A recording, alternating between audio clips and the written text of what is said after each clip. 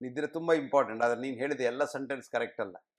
ಈಗ ಓಕೆ. ನಮ್ಮ ಊರಿನಲ್ಲಿ ಈ ಯಕ್ಷಗಾನ ಅಂತ ಉಂಟು, ಹ್ಮ್ ಹ್ಮ್ ಯಕ್ಷಗಾನ ಬಯಲಾಟ ಅಂತ. ಹ್ಮ್. ನಾವೆಲ್ಲ ಚಿಕ್ಕವರಿರುವಾಗ ಯಕ್ಷಗಾನ ಬಯಲಾಟ ಅಂದ್ರೆ ಸಾಧಾರಣ ನಾವು ರಾತ್ರಿ ಎಲ್ಲ ಊಟ ಮಾಡಿದ ನಂತರ ಹೋಗುದು ಅಲ್ಲಿಗೆ. ಓಕೆ. ಮತ್ತೆ ಬೆಳಿಗ್ಗೆ ಅದು ಕಾಪಿ ಕುಡಿಲಿಕ್ಕೆ ಮನೆ ಬರುದು, ಅಷ್ಟರವರೆಗೆ ನಿದ್ರೆ ಇಲ್ಲ. ಹಾಗಾಗಿ ನಿದ್ರೆ ಇಲ್ಲದಿದ್ರೆ ಒಂದ್ ದಿವಸ ಇಲ್ಲದಿದ್ರೆ ಏನೂ ಆಗುದಿಲ್ಲ, 2 ದಿವಸ ಇಲ್ಲದಿದ್ರೆ ಏನಾಗುದಿಲ್ಲ. ಹ್ಮ್. ನಿದ್ರೆ ವಾಲಂಟಿಯರ್ಸ್ ಅನ್ನು 1 ವಾರದವರೆಗೆ ನಿದ್ರೆ ಮಾಡದ ಹಾಗೆ ನೋಡಿದ್ರೆ ಏನು ದೊಡ್ಡ ವ್ಯತ್ಯಾಸ ಏನಾಗುದಿಲ್ಲ. ಹ್ಮ್. ಆದ್ರೆ ಅದು ಹೇಳಿದ ನಂತರ ನಾನು ಇದನ್ನು ಹೇಳಬೇಕು, ಹ್ಮ್. ನಿದ್ರೆ ಮನುಷ್ಯನಿಗೆ ಒಂದು ನಾರ್ಮಲ್ ಕ್ರಿಯೆ. ಊಟ ಹ್ಮ್. ಹೇಗೆ ಅದು ಪಚನ ಆಗ್ತದೆ, ಹೇಗೆ ಅದು ಹೊರಗೆ ಬರ್ತದೆ, ಇದೆ ಹಾಗೆ ನಿದ್ರೆ ಒಂದು ಅಗತ್ಯ. ಯಾಕಂದ್ರೆ ನಿದ್ರೆ ಸಮಯದಲ್ಲಿ ಮೆದುಳು ಕೆಲಸ ಮಾಡ್ತಾ ಇರ್ತದೆ. ಹ್ಮ್. ಆದರೆ ಮೆದುಳು ಎಲ್ಲ ಅಂಗಗಳ ಕೆಲಸ ಮಾಡಿದ ಜಾಗಗಳ ಎಲ್ಲದನ್ನು ಎತ್ಕೊಂಡು ರೆಸ್ಟ್ ಕೊಟ್ಟು ರಿಸ್ಟೋರ್ ಮಾಡಿ, ನಮ್ಮ ಇಮ್ಯೂನ್ ಸಿಸ್ಟಮ್ ಅನ್ನು ಕೂಡ ರಿಸ್ಟೋರ್ ಮಾಡಿ ನಮ್ಮನ್ನು ಆರೋಗ್ಯವಂತರಾಗಿ ಇಡಲಿಕ್ಕೆ ನಿದ್ರೆ ಅಗತ್ಯ. ನಿದ್ರೆಯಲ್ಲಿ ಕಷ್ಟ ಏನು ಗೊತ್ತಾ, ನನಗೆ ನಿದ್ರೆ ಬರಲಿಲ್ಲ ಅಂತ ಎಣಿಸಿಕೊಂಡು ತಲೆ ಕೊಡಿಸೋರು ಬಹಳ ಹೆಚ್ಚು ಜನ. ಹ್ಮ್. ಅದನ್ನು ಯಾರು ಮಾಡಿದ್ದು, ಈ ಔಷಧಿ ಕಂಪನಿಯವರು ಅದನ್ನು ಮಾಡಿಸಿದ್ದು. ಯಾಕೆಂದ್ರೆ ಅವ್ರು ಹೇಳಿದ್ರು ನೀವೆಲ್ಲ 8 ಗಂಟೆ ಮಲಗಬೇಕು, ಹೆಚ್ಚಿನವರು 8 ಗಂಟೆ ಮಲಗುವುದಿಲ್ಲ. ಹ್ಮ್. ಆವಾಗ ಅವರಿಗೆ ಟೆನ್ಷನ್ ಆಗ್ತದೆ, ನಾನು 8 ಗಂಟೆ ಮಲಗಲಿಲ್ಲ ಏನು ಮಾಡೋದು, ಕೂಡಲೇ ಡಾಕ್ಟರ್ ಹತ್ರ ಹೋಗಿ, ಡಾಕ್ಟರ್ ಹತ್ರ ಕೂಡ ನಿಮ್ಗೆ ಒಂದು ಮಾತ್ರೆ ಕೊಡ್ತೇನೆ, ನಿದ್ರೆಗೆ ಮಾತ್ರೆ ಕೊಡ್ತೇನೆ ಅಂತ. ಹ್ಮ್. ಆ ನಿದ್ರೆಗೆ ಮಾತ್ರೆ ಕೊಡೋದು ನಿದ್ರೆ ಬರೋದಲ್ಲ, ಅದು ಮಂಕ್ ಮಾಡ್ತದೆ ಅಷ್ಟೇ. So okay. ನೀನ್ ಗೊತ್ತಾಗೋದಿಲ್ಲ, ನೀನು ಕಣ್ಣು ಮುಚ್ಚಿ ಮಲ್ಕೊಳ್ತೀಯ. ಹ್ಮ್. ಆದ್ರೆ ನಿಜವಾದ ನಿದ್ರೆ ಅಲ್ಲ ಅದು, ಆ ರಿಜುವಿನೇಷಿಂಗ್ ರಿಫ್ರೆಶಿಂಗ್ ನಿದ್ರೆ ಬರೋದಿಲ್ಲ. ಹಾಗಾಗಿ ಸೊ ಈ 8 ಗಂಟೆ ಆಗಬೇಕು 9 ಗಂಟೆ ಮಲಗಬೇಕು ಅಂತ ಹೇಳುವುದು ಆರ್ಟಿಫಿಷಿಯಲಿ ಕ್ರಿಯೇಟೆಡ್. ಓಕೆ.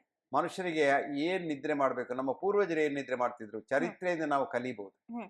ಸಿಸಿರೋ ಅಂತ ರೋಮನ್ ಥಿಂಕರ್ ಇದೆ, ಅವನು ಹೇಳ್ತಾನೆ ಲರ್ನ್ ಫ್ರಮ್ ಹಿಸ್ಟ್ರಿ.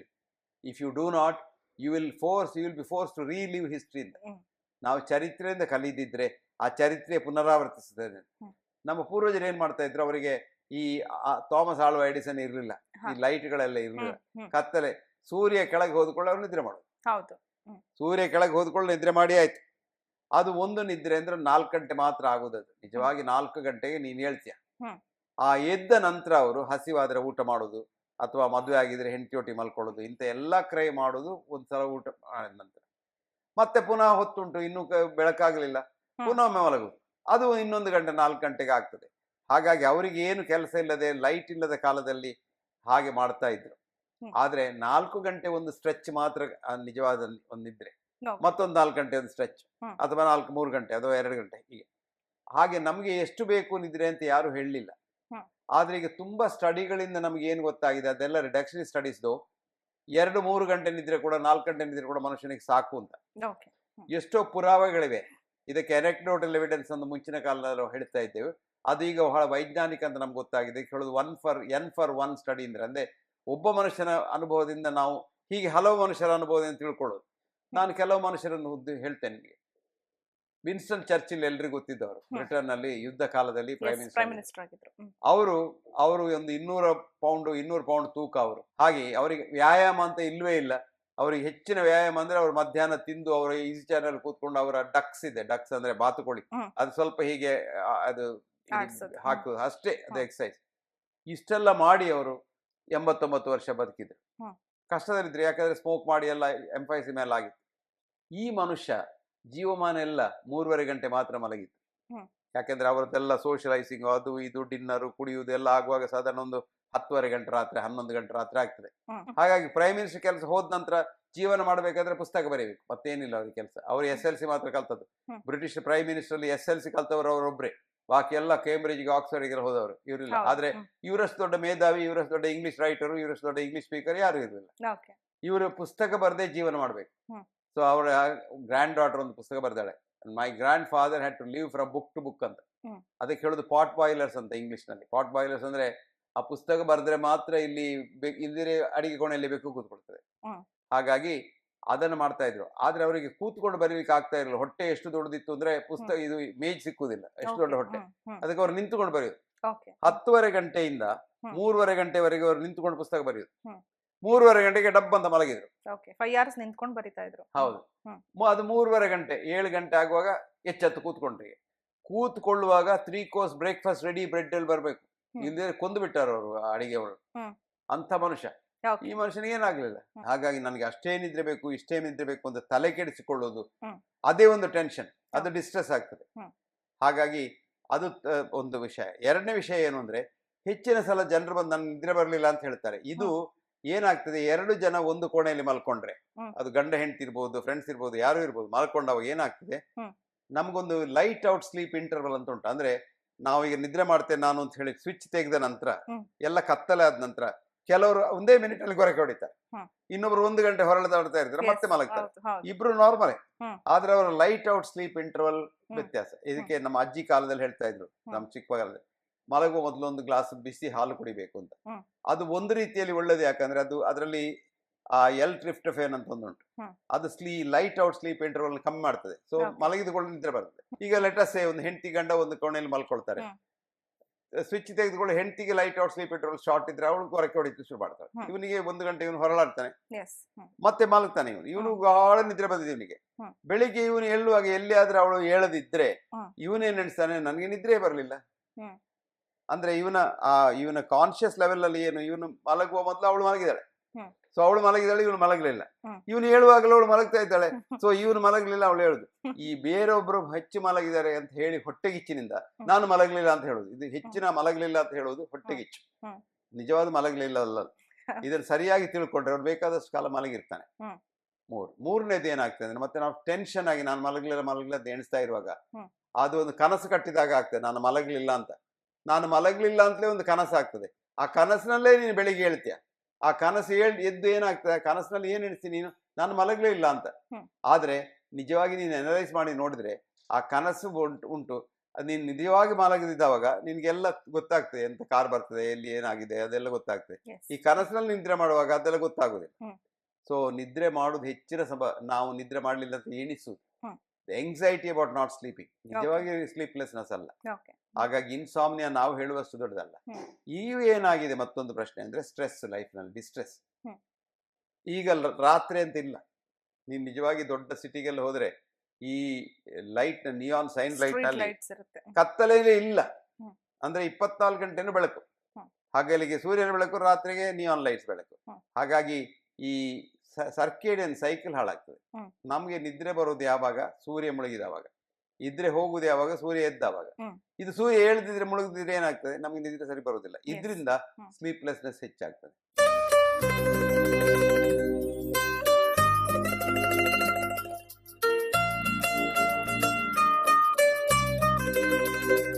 ಸೊ ಇದೆಲ್ಲ ಕಾರಣದಿಂದ ಈಗ ಮನುಷ್ಯನಿಗೆ, ಈ ಸಿವಿಲೈಸ್ಡ್ ಮನುಷ್ಯನಿಗೆ ನಿದ್ರೆ ಕಡಿಮೆ ಆಗಿದೆ. ಓಕೆ ಮುಂಚಿನ ಮನುಷ್ಯನಿಗೆ ಗೊತ್ತಿರಲಿಲ್ಲ. ಅವನಿಗೆ first of all ignorance is bliss ಅಂತ ಹೇಳುದು. ಈ ಏರಿಯಾದಲ್ಲಿ, ನಮ್ಮ ಆರೋಗ್ಯದ ಏರಿಯಾದಲ್ಲಿ ನಮಗೆ ಅರ್ಧ ನಾಲೆಜ್ ಹಾಳು. ಹ್ಮ್. ಏನು ಗೊತ್ತಿರಬಾರ್ದು. ಈಗ ಚೆಕಪ್ ಮಾಡಿ ಕ್ಯಾನ್ಸರ್ ಬರ್ಬೋದು ಅಂತ ಎಣಿಸಿಕೊಂಡ್ರೆ ಕ್ಯಾನ್ಸರ್ ಬರ್ತದೆ. ಹ್ಮ್. ಕ್ಯಾನ್ಸರ್ ಅಂತ ಒಂದು ಎಂಥದ್ದು, ಚೆಕಪ್ ಅಂದ್ರೆ ಎಂಥದ್ದು ಗೊತ್ತಿಲ್ಲದವನಿಗೆ ಕ್ಯಾನ್ಸರ್ ಆಗಿ ಬರ್ತದೆ, ಏನು ಬರುದಿಲ್ಲ. ಹಾಗಾಗಿ ನಿದ್ರೆ ಒಬ್ಸೆಷನ್ ಇರಬಾರ್ದು. ನಿದ್ರೆ ತನ್ನಷ್ಟಕ್ಕೆ ಬರ್ತದೆ, ಬೇಕಾದವ ಬರ್ತದೆ. ಮತ್ತೆ ನಿದ್ರೆ ಬರ್ಸುವುದಲ್ಲ, ಹ್ಮ್. ನಾವು ಅದನ್ನು ಪ್ರಯತ್ನ ಮಾಡಿ ನಿದ್ರೆ ಬರ್ಸ್ಲಿಕ್ಕೆ ಆಗುದಿಲ್ಲ. ನಿದ್ರೆ ಬರುವಾಗ ತನ್ನಷ್ಟಕ್ಕೆ ಬರ್ತದೆ. ಓಕೆ ಆಕ್ಚುಲಿ ನಾನು ಬಹಳ ರಿಸರ್ಚ್ ಮಾಡಿದ್ದೆ ವಿಷಯ, ನಿದ್ರೆ ಅಂತ ಹೇಗೆ ಬರ್ಸುವುದು ಅಂತ. ಬರ್ಸ್ಲಿಕ್ಕೆ ಸಾಧ್ಯ ಇಲ್ಲ, ಸಾಧ್ಯನೇ ಇಲ್ಲ. ಸಾಧ್ಯನೇ ಇಲ್ಲ. ಅದು ಬರುವಾಗ ಬರ್ತದೆ, ಯಾವಾಗ ಬರ್ತದೆ, ಹೇಗೆ ಬರ್ತದೆ ನಮ್ಗೆ ಗೊತ್ತಾಗುದಿಲ್ಲ. ಹ್ಮ್. ಹೇಳುವಾಗ್ಲೂ ಹಾಗೆ ಅದು ಹೇಳ್ತೀಯ. ಆದ್ರೆ ಬೇಗ ಹೇಳ್ಬೇಕಾದ್ರೆ ಅಲಾರ್ಮ್ ಇಡ್ಬೋದು. ಹ್ಮ್. ಆದ್ರೆ ಹಾಗೆ ನಿದ್ರೆಗೊಂದು ಅಲಾರ್ಮ್ ಇಟ್ಟು ಬೇಗ ನಿದ್ರೆ ಬರುವಾಗ ಮಾಡ್ಲಿಕ್ಕೆ ಆಗುದಿಲ್ಲ. ಹ್ಮ್. ಹೇಳ್ಲಿಕ್ಕೆ ಬೇಗ ಹೇಳ್ಬೋದು. ಹ್ಮ್. ಆ ನಿದ್ರೆ ತನ್ನಷ್ಟಕ್ಕೆ ಬರಬೇಕು. ಹೇಳುವುದನ್ನು ನಾವು ಬೇಕಾದ್ರೆ ಆರ್ಟಿಫಿಷಿಯಲ್ ಮಾಡ್ಬೋದು. ಹ್ಮ್. ಅದು ತಪ್ಪು. ನಾವೊಂದು ರೆಗ್ಯುಲರ್ ರಿದಮ್ ಇಟ್ಟುಕೊಂಡ್ರೆ ಹ್ಮ್. ನಿದ್ರೆ ಸುಖಾದ್ರೆ ಬರ್ತದೆ. ಅದಕ್ಕೆ ನಾನು ಯಾವಾಗಲೂ ಹೇಳುದು ಏನು ಅಂದ್ರೆ, ಸ್ವಲ್ಪ ಬೇಗ ಮಲಗುದು ಒಳ್ಳೇದು. ಹ್ಮ್. Early to bed and early to rise makes Yes. Man healthy, wealthy and okay ಅಂದ್ರೆ ಇಂಟೆಲಿಜೆಂಟ್. ಎಷ್ಟು ಗಂಟೆಗಳ ಕಾಲ ನಿದ್ದೆ ಮಾಡ್ಬೇಕು ನಾವು? 2 ಗಂಟೆ ಮಲಗಿದವನು ಆರೋಗ್ಯವಂತ, ಹೌದು 10 ಗಂಟೆ ಮಲಗಿದವನು ಆರೋಗ್ಯವಂತ. ಆದ್ರೆ ಒಂದು ಮಾತ್ರ ಖಂಡಿತ, 9 ಗಂಟೆಗಿಂತ ಹೆಚ್ಚು ಮಲಗಿದ್ರೆ ಹ್ಮ್. ನಮ್ಮ ದೇಹದ ಮಸಲ್ ವೀಕ್ನೆಸ್ ಆಗ್ತದೆ, ಓಕೆ ಮಸಲ್ ಅಲ್ಲಿ ರೀಜನರೇಟ್ ಆಗ್ತದೆ. ಯಾಕಂದ್ರೆ ಮನುಷ್ಯನ ಮಲಗ್ಲಿಕ್ಕೆ ಮಾಡಿದ್ದಲ್ಲ, ಮನುಷ್ಯನ ಮಾಡಿದ ಕೆಲಸ ಮಾಡ್ಲಿಕ್ಕೆ. ನಾವು ಮಲ್ಕೊಂಡೇ ಇದ್ರೆ ಕೆಲವು 10 ಗಂಟೆ 11 ಗಂಟೆ ಮಲಗ್ತಾರೆ, ಆರೋಗ್ಯಕ್ಕೆ ಬಹಳ ಹಾಳು. ಓಕೆ ಹೆಚ್ಚು ನನ್ನ ಅಭಿಪ್ರಾಯದಲ್ಲಿ ಸಹ ಆವರೇಜ್ 7 ಗಂಟೆ ಹೆಚ್ಚಾಯ್ತು. 7 ಗಂಟೆನೇ 6 ಗಂಟೆ ಸಾಕು. ಓಕೆ 6ರಿಂದ 8ರವರೆಗೆ ಹ್ಮ್. ಎಷ್ಟು ಗಂಟೆ ಮಲಗಬಹುದು. 8ರಿಂದ ಹೆಚ್ಚಾದ್ರೂ ಹಾಳು, ಹ್ಮ್. 5ರಿಂದ ಕಡಿಮೆ ಆದ್ರೂ ಹಾಳು. ಹ್ಮ್. ಕೊನೆಗೆ 5 ಗಂಟೆ ಸಾಕು. 5 ಹೆಚ್ಚಿನವರಿಗೆ ಗಂಟೆ 5 5 ಗಂಟೆ ಸಾಕು, ಗಂಟೆಯಿಂದ 7 ಗಂಟೆ 7 ಗಂಟೆವರೆಗೆ. ಹ್ಮ್. ಹಾಗಾಗಿ ಹ್ಮ್. ಅದೊಂದು ರೇಂಜ್ ಇಟ್ಟುಕೊಳ್ಳೋದು ಒಳ್ಳೇದು. ಇಷ್ಟೇ ಬೇಕು ಅಷ್ಟೇ ಬೇಕು ಅಂತ ಹೇಳೋದು ಕಷ್ಟ. ಓಕೆ ಮತ್ತೆ ಮಲಗುವಾಗ ಎಲ್ಲ ಬೇಕಾದಂತ ಸೌಕರ್ಯಗಳಿದ್ರೆ ಆ ನಿದ್ರೆ ಬೇಗ ಬರ್ತದೆ. ಹ್ಮ್. ಒಂದು ಟೆಂಪರೇಚರ್, ಹ್ಮ್. ಬಹಳ ಕೋಲ್ಡ್ ರೂಮಿನಲ್ಲಿ ನಿದ್ರೆ ಬರುವುದಿಲ್ಲ, ಹ್ಮ್. ಬಹಳ ಹಾಟ್ ರೂಮಿನಲ್ಲಿ ನಿದ್ರೆ ಬರುವುದಿಲ್ಲ. ಒಂದು ಆವರೇಜ್ ರೂಮಿನಲ್ಲಿ ನಮಗೆ ಬೇಕಾದ್ರೆ ಬೇರೆ ಬೇರೆ ಟೆಂಪರೇಚರ್ ಉಂಟು. ಹ್ಮ್. ಮತ್ತೆ ಸ್ವಲ್ಪ ಈ ಗಾಳಿ ಗಿಳಿ ಎಲ್ಲ ಬಂದ್ರೆ ಕಿಟಕಿ ಎಲ್ಲ ಓಪನ್ ಆಗಿ ಇಟ್ಕೊಳ್ಳಿ ಸಾಧ್ಯ ಇದ್ರೆ ಹ್ಮ್. ಬಹಳ ಒಳ್ಳೇದು. ಓಕೆ ಆದ್ರೆ ಅದು 2ರಲ್ಲಿ ಈಗ ಸಾಧ್ಯ ಇಲ್ಲ. ಒಂದು ಎಲ್ರಿಗೂ AC ಆಗ್ಬೇಕು, ಕಿಟಕಿ ಇಲ್ಲ, ಅದು ಹ್ಮ್. ಹಾಳು ಹ್ಮ್. ಆರೋಗ್ಯ. 2ನೇದು AC ಇಲ್ಲದವರಿಗೆ ಪಾಪ ನುಸಿ ಬರ್ತದೆ, ಅದಕ್ಕೆಲ್ಲ ಬಂದ್ ಮಾಡ್ಬೇಕು. ಸೊ ಎರಡು ಕಷ್ಟದಲ್ಲಿ ನಾವು ಈಗ ಆರ್ಟಿಫಿಷಿಯಲ್ ಆಗಿ ಮಲಗ್ತೇವೆ. ಒಂದು ಎರಡನೇದು ಬೆಡ್, ಕೆಲವರಿಗೆ ಯಾವ ಇದರಲ್ಲಿ ಬೆಡ್ಡಿನಲ್ಲಿ ನಿದ್ರೆ ಬರ್ತದೆ, ಕೆಲವರಿಗೆ ಹಾಗಲ್ಲ, ಅಂಥದ್ದೇ ಬೆಡ್ ಆಗ್ಬೇಕು, ನನಗೆ ಹೀಗೆ ಆಗ್ಬೇಕು ಅಂತೆಲ್ಲ ಉಂಟು. ಅದೆಲ್ಲ ಒಬ್ಸೆಷನ್ಸ್ ಅಷ್ಟೇ. ಆದ್ರೆ ಯಾವ ಬೆಡ್ ನಲ್ಲಿ ಮಲಗಿದ್ರು ನಿದ್ರೆ ಬರಬೇಕು, ನಿಜವಾಗಿ ಬರುವಾಗ ನೆಲದಲ್ಲಿ ಮಲಗಿದ್ರು ನಿದ್ರೆ ಬರ್ತದೆ. ಕೆಲವರಿಗೆ ಎಷ್ಟು ಒಳ್ಳೆ ಒಂದು ಬ್ಲೆಸ್ಸಿಂಗ್ ಉಂಟು ಅಂದ್ರೆ, ಎಲ್ಲಿ ಮಲಗಿದ್ರು ಕಣ್ಣು ಕಾರಲ್ಲಿ ಕೂತ್ಕೊಳ್ಳೋ ಅಲ್ಲೇ ಮಲಗ್ತಾರೆ, ವಿಮಾನದಲ್ಲಿ ಕೂತ್ರೆ ಅಲ್ಲೇ ಮಲಗ್ತಾರೆ. ಚಿಂತೆ ಇಲ್ಲದವ್ರಿಗೆ ಸಂತೆಲೂ ನಿದ್ದೆ ಬರುತ್ತೆ ಅಂತ ಒಂದು ಗಾದೆ ಇದೆ ನಮ್ಮ ಗಾದೆ ಇದೆ. ಆ ಗಾದೆ ಸತ್ಯ ಸರ್ಟನ್ ಎಕ್ಸ್ಟೆಂಟ್, ಬಟ್ ಅದು ಎಲ್ಲ ಸತ್ಯ ಅಲ್ಲ. ಯಾಕಂದ್ರೆ ಚಿಂತೆ ಇಲ್ಲದಿದ್ರು ಕೆಲಸ ನಿದ್ರೆ ಬರುವ ಚಿಂತೆ ಮಾಡಿದ್ರು ನಿದ್ರೆ ಬರುವುದಿಲ್ಲ. ಇದು ನಿದ್ರೆ ಬರ್ಲಿಲ್ಲ, ನನಗೆ ನಿದ್ರೆ ಬರ್ಲಿಲ್ಲ ಅಂದ್ರೆ ಚಿಂತೆ ಬರುದಿಲ್ಲ. ನನಗೆ ಕೆಲವು ಸಲ ಗೊತ್ತಾಗ್ತದೆ, ನಾನು ಎಲ್ಲಿ ಹೊಸ ಒಂದು ಜಾಗಕ್ಕೆ ಹೋದ್ರೆ ಶುರುವಿನ ದಿವಸ ಅಲ್ಲಿ ಎಂಗ್ಸೈಟಿ ಎಂತದ್ದು ಸರಿ ಇಲ್ಲ, ಸರಿ ಉಂಟು, ಅದು ಉಂಟು, ಇದು ಉಂಟು ಅಂತ ಈ ಎಂಗ್ಸೈಟಿಯಲ್ಲಿ ನಿದ್ರೆ ಬರುದಿಲ್ಲ. ಎರಡನೇ ದಿವಸ ಬರ್ತದೆ. ಆದ್ರೆ ಬರ್ಲಿಲ್ಲ ಅಂದ್ರೆ ನೀನ್ ಹೇಳಿದಾಗೆ ಓಹ್ ಬರ್ಲಿಲ್ಲ, ನಿದ್ರೆ ಬರ್ಲಿಲ್ಲ, ಏನಾಗಿದೆ ಅಂತ ಅದು ನನಗೆಲ್ಲ ಗೊತ್ತಿದ್ರು ಇದಾಗ್ತದೆ. ಆದ್ರೆ ಇತ್ಲಾಗೆ ನಾನು ನೀವು ಹೇಳಿದೆಲ್ಲ 2-3 ಗಂಟೆ ನಿದ್ರೆ ಸಾಕು ಮನುಷ್ಯನಿಗೆ, 6-7 ಗಂಟೆ ನಿದ್ರೆ ಬೇಡ ಅಂತ ತುಂಬಾ ರಿಸರ್ಚ್ ಸ್ಟಡೀಸ್ ಎಲ್ಲ ತೋರಿಸಿ, ಇದ್ರ ನಂತರ ನಾನು ಸ್ವಲ್ಪ ಎಂಗ್ಸೈಟಿ ಕಮ್ಮಿ ಆಗಿದೆ ಈಗ. ಹಾಗಾಗಿ ಆದ್ರೆ ನಿದ್ರೆ ಬರುವಾಗ ಒಳ್ಳೆ ನಿದ್ರೆ ಬರ್ತದೆ, ಏನ್ ತೊಂದ್ರೆ ಇಲ್ಲ. ನಿದ್ರೆ ಬರದೇ ಇರುವಾಗ ಬರುದಿಲ್ಲ. ಮತ್ತೆ ನಾವೊಂದು ಅಭ್ಯಾಸ ಮಾಡ್ಕೊಂಡು, ನಾನು ಇಷ್ಟು ಗಂಟೆಗೆ ಮಲಗಬೇಕು ಅಂದ್ರೆ ಅಷ್ಟು ಗಂಟೆ ಮಲಗಿದ್ರೆ ನಿದ್ರೆ ಬರ್ತದೆ, ಅಷ್ಟು ಗಂಟೆ ಮಲಗಿದ್ರೆ ಅದು ಗಂಟೆ ಹೋದ್ರೆ ಮತ್ತೆ ನಿದ್ರೆ ಬರುದಿಲ್ಲ ಬೆಳಿಗ್ಗೆ. ಎಲ್ಲ ಮೈಂಡ್ ಸೆಟ್ ಎಲ್ಲ ಮೈಂಡ್ ನಲ್ಲಿ. ಆದ್ರೆ ಮೈಂಡ್ ಎಲ್ಲಿದೆ, ಎಲ್ಲ ಕಡೆಯಲ್ಲಿದೆ. ಎಲ್ಲ ಇರುವುದು ಮೈಂಡ್ ನಲ್ಲಿ, ಮೈಂಡ್ ಎಲ್ಲ ಕಡೆಯಲ್ಲಿದೆ. ಹಾಗಾಗಿ ಎಲ್ಲದಕ್ಕೂ ಯಜಮಾನ ಮನಸ್ಸು. ಆ ಮನಸ್ಸಿನಲ್ಲಿ ಒಂದು ಸ್ವಲ್ಪ ಸಂಶಯ ಇದ್ರೆ ನಿದ್ರೆ ಬರುದಿಲ್ಲ. ಇನ್ನು ಹೆದರಿಕೆ ಇರಬಾರ್ದು ನಿದ್ರೆ ಮಾಡುವಾಗ. ಈಗ ನಾನು ನೋಡಿದಾಗ ಒಂದು ಉದಾಹರಣೆ ಹೇಳ್ತೇನೆ ನಿಮಗೆ. ಈ ಬಡ ಜನರಿದ್ದಾರೆ ಪಾಪ, ರಸ್ತೆ ಬದಿಯಲ್ಲಿ ಮಲಗ್ತಾರೆ. ಮಲಗಿಸ್ಕೊಂಡು ನಿದ್ರೆ ಬರ್ತದೆ. ನಮಗೆ ಮಲಗುವಾಗ ಬಾಗಿಲೆಲ್ಲ ಹಾಕೊಳ್ಬೇಕು, ಕಳ್ಳರು ಬರ್ತಾರ, ಮತ್ತೆ ಸ್ವಲ್ಪ ಇದು ಬೆಡ್ ಬೇಕು, ಎಲ್ಲ ಹಾವು ಬರ್ತದ, ಮತ್ತೊಂದು ಇದು ಬೇಕು, ಎಲ್ಲ ಬೆಕ್ಕು ಬರ್ತದ, ಇದೆಲ್ಲ ಹ್ಯಾಂಗಪ್ಸ್. ಇದೆಲ್ಲ ನಿದ್ರೆ ಬರುದಿಲ್ಲ. ಅದೆಲ್ಲ ಉಂಟಾ ಇಲ್ವಾ, ಅದ್ರ ಬಂದ್ ಮಾಡಿದ ಮನೆಗೆಲ್ಲ ಕಳ್ಳರು ಬರ್ತಾರೆ ರಾತ್ರಿಗೆ, ಇದನ್ನೆಲ್ಲ ಆಲೋಚನೆ ಮಾಡ್ಕೊಂಡು ನಿದ್ರೆ ಬರ್ಲಿಕ್ಕೆ ಕಷ್ಟ. ಮತ್ತೆ ಈಗಿನ ಕಾಲದಲ್ಲಿ ನೋಡು, ಒಂದು ರೂಮಿನಲ್ಲಿ ಅಲ್ಲಿ ಫ್ರಿಡ್ಜ್, ಅದೊಂದು ಗುಡು ಅಂತ ಶಬ್ದ ರಾತ್ರಿಗೆ, ಮತ್ತೊಂದು ಇನ್ನೊಂದು ಶಬ್ದ, ಮತ್ತೆ ಈ ಎಲೆಕ್ಟ್ರೋಮ್ಯಾಗ್ನೆಟಿಕ್ ಎನರ್ಜಿ ನಮ್ಮ ರೂಮ್ನಲ್ಲೆಲ್ಲ. ಒಂದು ಈಗಿನ IT ಮಕ್ಕಳ ರೂಮ್ನಲ್ಲಿ ನೋಡ್ಬೇಕು, ಒಂದು ಕಂಪ್ಯೂಟರ್, ಒಂದು ಲ್ಯಾಪ್ಟಾಪ್, ಒಂದು 3 ಮೊಬೈಲ್ ಫೋನ್, ಅದತ್ಲಾಗಿಂದ ಇದು ಆಗ್ತಾ ವೈಫೈ, ರೂಮ್ನಲ್ಲೆಲ್ಲ ವೈಫೈ. ಇದೆಲ್ಲ ಆರೋಗ್ಯಕ್ಕೆ ಬಹಳ ಹಾಳು, ನಿದ್ರೆಗೂ ಹಾಳು. ಹಾಗಾಗಿ ನಿದ್ರೆ ಸರಿಯಾಗಿ ಬರುವುದಿಲ್ಲ. ಬೆಳಿಗ್ಗೆ ಬೇಗ ಇದ್ರೆ ಒಳ್ಳೇದು. ಯಾಕಂದ್ರೆ ನಮ್ಮ ಈ ಹಾರ್ಮೋನ್ ಸೆಕ್ರೇಷನ್ ಒಂದು 2 ಗಂಟೆ ಆಗುವಾಗ ಶುರು ಆಗ್ತದೆ. ಬೆಳಿಗ್ಗೆ 2 ಗಂಟೆಗೆ ಅದು ಹೀಗೆ ನಿಧಾನದಲ್ಲಿ ಮುಂದೆ ಹೋಗ್ತದೆ. 9 ಗಂಟೆ ಆಗುವ ಪೀಕ್ ಆಗ್ತದೆ, ಮತ್ತು 11 ಗಂಟೆ ಆಗುವ ಕೆಳಗೆ ಬರ್ತದೆ, ಮತ್ತೆ ಕೆಳಗೆ ಇರ್ತದೆ. ಹಾಗಾಗಿ ನಮ್ಮ ಬಹಳ ಒಳ್ಳೆಯ ಕೆಲಸ ಮಾಡ್ಲಿಕ್ಕೆ ಹೊತ್ತು ಒಂದು 3 ಗಂಟೆ ಬೆಳಿಗ್ಗೆಯಿಂದ ಬ್ರಹ್ಮಿ ಮುಹೂರ್ತ ಅಂತ ನಮ್ಮಲ್ಲಿ ಹೇಳ್ತಾರೆ, ಅಲ್ಲಿಂದ ಒಂದು ಸಾಧಾರಣ 11 ಗಂಟೆ 12 ಗಂಟೆವರೆಗೆ. ಮಧ್ಯಾಹ್ನ ಮೇಲೆ ನಮ್ಮ ಮೆದುಳು ಅಷ್ಟು ಚುರುಕಾಗಿ ಕೆಲಸ ಮಾಡೋದಿಲ್ಲ. ಅದಕ್ಕೆ ನಾನು ಹೇಳುದು 6 ಗಂಟೆ ನಂತರ ನನ್ನ ಮೆದುಳು ಕೆಲಸ ಮಾಡೋದಿಲ್ಲ ಅಂತ. ಹಾಗಾಗಿ 6 ಗಂಟೆ ಮೊದಲೆಲ್ಲ ಆಗ್ಬೇಕು. ಹಾಗೆ ಒಂದು ಲೆಕ್ಕದಲ್ಲಿ ನೋಡಿದ್ರೆ ಬೆಳಿಗ್ಗೆ ಬೇಗ ಎದ್ರೆ ಒಳ್ಳೇದು. ಆದ್ರೆ ಕೆಲವರು ಏನ್ ಮಾಡ್ಕೊಳ್ತಾರೆ, ಅಭ್ಯಾಸ ಮಾಡ್ಕೊಳ್ತಾರೆ, 12 ಗಂಟೆವರೆಗೆ ನಿದ್ರೆ ಬರೋದಿಲ್ಲ ಅವರಿಗೆ, 1 ಗಂಟೆವರೆಗೆ ನಿದ್ರೆ ಬರೋದಿಲ್ಲ, ಮತ್ತೆ ಮಲಗಿದ್ರೆ 8 ಗಂಟೆವರೆಗೆ ಮಲಗ್ತಾರೆ. ಅದು ಏನಾಗ್ತದೆ ಅವರಿಗೆ, ಆ ಬೆಳಿಗ್ಗೆದು ಬ್ರಹ್ಮಿ ಮುಹೂರ್ತ ಮಿಸ್ ಆಯ್ತು, ಅವರ ಅರ್ಲಿ ಸ್ಲೀಪ್ ಮಿಸ್ ಆಯ್ತು. There were studies, 1 or 2 studies I have seen. 12 ಗಂಟೆಯಿಂದ ಮೊದಲು ಬಂದ ನಿದ್ರೆಗೂ 12 ಗಂಟೆಯ ನಂತರದ ನಿದ್ರೆಗೂ ವ್ಯತ್ಯಾಸ ಉಂಟು ಅಂತ. ಕ್ವಾಲಿಟಿ ಮೊದಲು ಬಂದದಕ್ಕೆ ಒಳ್ಳೇದು ಅಂತ. ಹಾಗಾಗಿ ಕೆಲವರು ಬೇಗ ಮಲಗ್ತಾರೆ, 8 ಗಂಟೆಗೆ ಮಲಗ್ತಾರೆ, 4 ಗಂಟೆಗೆ ಹೇಳ್ತಾರೆ. ನಮ್ಗೆ ಅದೇ ಬೇಕು, ನಮ್ಗೆ ಸೈಕಲಾಜಿಕಲ್ ಫೀಲಿಂಗ್ ಇರುತ್ತೆ. ನಾನು ನಿದ್ರೆ ಬಂದಿದೆ ಅಂತ, ಅದ್ರ ನಿದ್ರೆ ಬಂದಿದೆ ಇಲ್ಲ ಅಂತ ನಾನು ಚೆಕ್ ಮಾಡ್ಲಿಕ್ಕೆ ಹೋಗುದಿಲ್ಲ. ನಿದ್ರೆ ಬಂದಿದೆ ನನ್ನ ಮನಸ್ಸಿಗೆ ತೋರಿದ್ರೆ ಸಾಕು, ನಾನು ನಿದ್ರೆ ಬಂದಿದೆ ಅಂತ ಎಣಿಸ್ತೇನೆ. ನಿದ್ರೆ ಬಂದಿದೆ ಎಣಿಸಿಕೊಳ್ಳೋ ಸಮಾಧಾನ ಆಯ್ತು. ನಿದ್ರೆ ಬರ್ಲಿಲ್ಲ ಅಂತ ಎಣಿಸಿಕೊಳ್ಳೋ ಎಂಗ್ಸೈಟಿ ಬಂತು. ಆ ಎಂಗ್ಸೈಟಿ ಡಿಸ್ಟ್ರೆಸ್ ಅದು ಹಾಳು ಮಾಡ್ತದೆ. ಹಾಗೇನೆ ಊಟ ಮಾಡಿದ ತಕ್ಷಣ ಮಲ್ಕೋಬಾರ್ದು ಅಂತ ಹೇಳ್ತಾರೆ ಡಾಕ್ಟರ್. ಎಷ್ಟು ಟೈಮ್ ಗ್ಯಾಪ್ ಇರಬೇಕು ಅಂತ? Very good question. ಊಟ ಮಾಡಿದ ಕೂಡಲೇ ಮಲಗಿದ್ರೆ ಏನಾಗ್ತದೆ ಅಂದ್ರೆ, ಈ ಹೊಟ್ಟೆಯ ಬೇರೆ ಬೇರೆ ಅಂಗಗಳಿವೆ ಅಲ್ಲ, ಇದೆಲ್ಲ ಈ ನಾನು ಫ್ಲಾಟ್ ಮಲಗಿದ ಕೂಡಲೇ ಅದೆಲ್ಲ ನಮ್ಮ ಹೊಟ್ಟೆಯನ್ನು ಒತ್ತುತ್ತದೆ. ಆಗ ಹೊಟ್ಟೆ ಸ್ವಲ್ಪ ಮೇಲೆ ಒತ್ತಡ ಹೆಚ್ಚಾಗ್ತದೆ. ಹಾಗಾಗಿ ಹೊಟ್ಟೆಯ ಕಂಟೆಂಟ್ಸ್ ದೊಡ್ಡೆಯಲ್ಲಿ ಬರುವುದು ಸಾಧ್ಯ ಉಂಟು. ಅದರೊಟ್ಟಿಗೆ ಆಸಿಡ್ ಬರ್ಬೋದು, ಅದು ಸಕ್ಕಾಗಿ ಮತ್ತೆ ಆಸಿಡ್ ರಿಫ್ಲೆಕ್ಸ್ ಎಲ್ಲ ಬರ್ತದೆ. ಅದರಿಂದ ನಿಮೋನಿಯಾ ಬರ್ತದೆ, ಕೆಮ್ಮು ಬರ್ತದೆ, ಅದೆಲ್ಲ ಬರ್ತದೆ. ಅದು ಆರೋಗ್ಯಕ್ಕೆ ಒಳ್ಳೆದಲ್ಲ. ಆದ್ರೆ 1 ಗಂಟೆ 1.5 ಗಂಟೆ ಬಿಟ್ರೆ, ಸಾಧ್ಯ ಇದ್ರೆ 2 ಗಂಟೆ ಬಿಟ್ರೆ ಬಹಳ ಒಳ್ಳೇದು. ಯಾಕಂದ್ರೆ ಎಲ್ಲ ಅದು ಅಷ್ಟೊತ್ತಿಗೆ ಹೊಟ್ಟೆಯನ್ನು ಬಿಡುತ್ತದೆ ಹೆಚ್ಚಿನ ಆಹಾರ, ಹೊಟ್ಟೆಯಿಂದ ಕರಳಿಗೆ ಹೋಗ್ತದೆ. ಅವಾಗ ಏನು ಪ್ರೆಷರ್ ಆಗ್ಲಿಕ್ಕಿಲ್ಲ, ಸುಖ ನಿದ್ರೆ ಬರ್ತದೆ.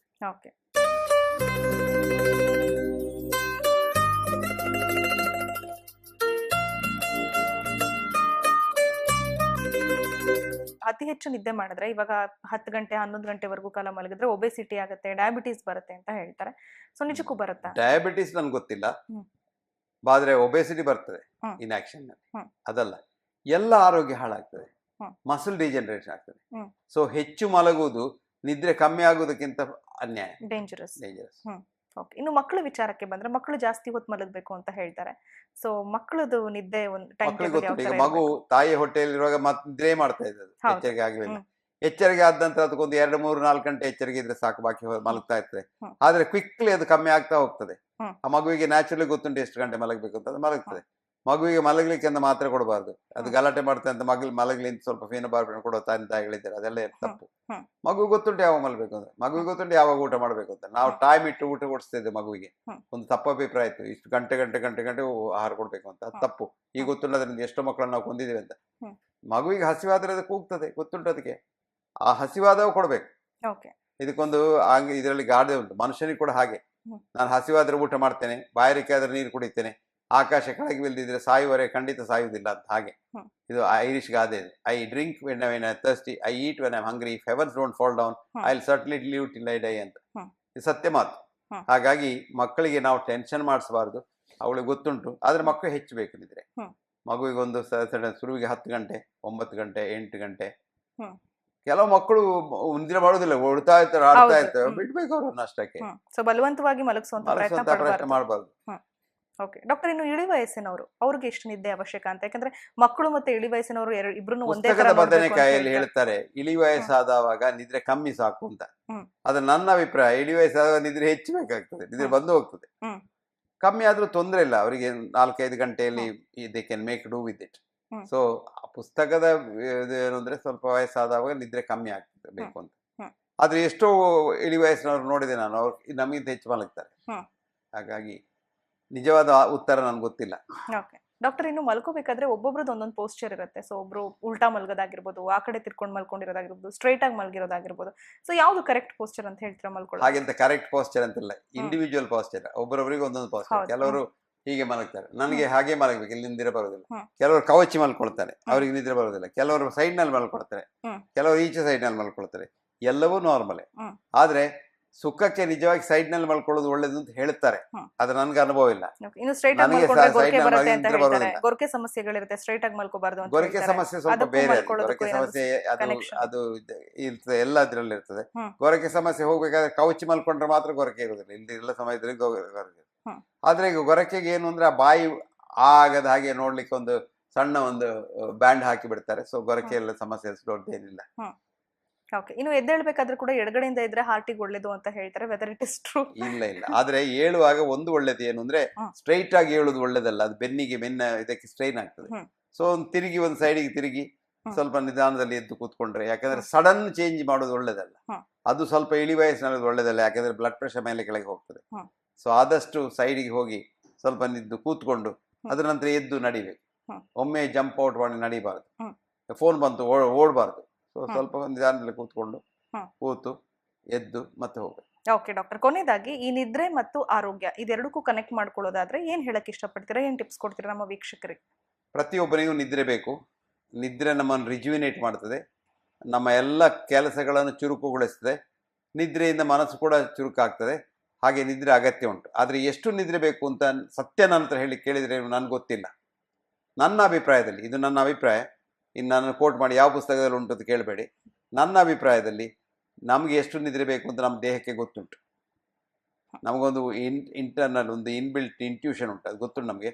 ಅದನ್ನು ನಾವು ಇಂಟ್ಯೂಷನ್ನ ಬಿಟ್ಟು ಇಂಟೆಲೆಕ್ಟನ್ನು ಶುರು ಮಾಡಿ ಪುಸ್ತಕದಲ್ಲಿ 8 ಗಂಟೆ ಬೇಕು, ನಾನು 8 ಗಂಟೆ ಮಲಗಬೇಕು ಅಂತ ಟೆನ್ಷನ್ ಮಾಡಿಕೊಳ್ಳೋದಕ್ಕಿಂತ ನನಗೆ ಎಷ್ಟು ನಿದ್ರೆ ಬಂದಿದೆ ಸಾಕು ಬಸ್. ನಾನು ಕೆಲವು ಸಲ 5 ಗಂಟೆ ಆಗುವಾಗ ಒಂದು ಎಚ್ಚರಿಕೆ ಆಗ್ತದೆ, ತುಂಬ ಒಳ್ಳೆ ರಿಲ್ಯಾಕ್ಸ್ ಆದಾಗ ಆಗ್ತದೆ. ಆ ದಿವಸ ನಾನು ಮತ್ತೆ ಪುನಃ ಮಲಗಬೇಕು ಅಂತ ಪ್ರಯತ್ನ ಮಾಡಿದ್ರು ನಿದ್ರೆ ಬರೋದಿಲ್ಲ, ಸುಖದಲ್ಲಿರ್ತೇನೆ ನಾನು. ಈಗ ನಾನು ಏನು ಮಾಡಿದೆ, ನನ್ನ ದೇಹಕ್ಕೆ ಗೊತ್ತುಂಟು ನನಗೆ ಎಷ್ಟು ಗಂಟೆ ನಿದ್ರೆ ಬೇಕು ಅಂತ. ಎದ್ದುಕೊಳ್ಳೆ ಹೇಳುದು, ಅದಕ್ಕೆ ಇದು ಮಾಡಲಿಕ್ಕಿಲ್ಲ. ಹಾಗಾಗಿ ಎಷ್ಟು ನಿದ್ರೆ ಬೇಕು ಅಂತ ಯಾರಿಗೂ ಗೊತ್ತಿಲ್ಲ.